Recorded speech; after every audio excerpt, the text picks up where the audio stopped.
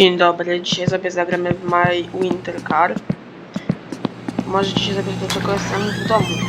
Jestem w domu dlatego, ponieważ mamy auto, żeby kupić auto, tak?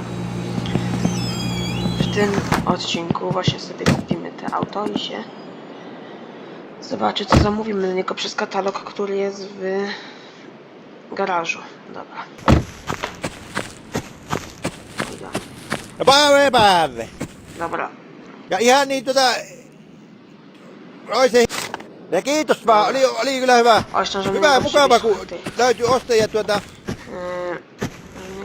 niin minäpä soitelen sulle sitten myöhemmin ihan varmana tarvii noita puuta. O, nie wiem co to jest, ale...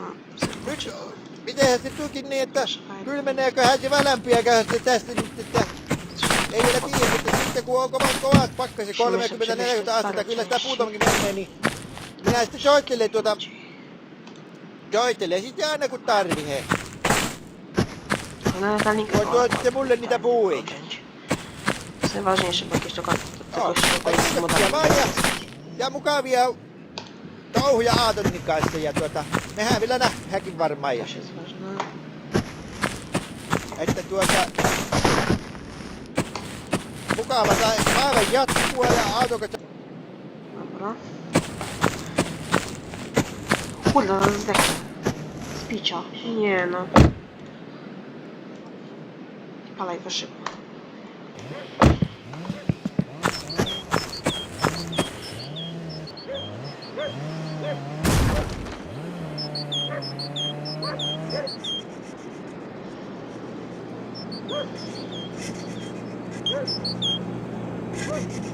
Dobra. Jest. Także dziękuję wam za film.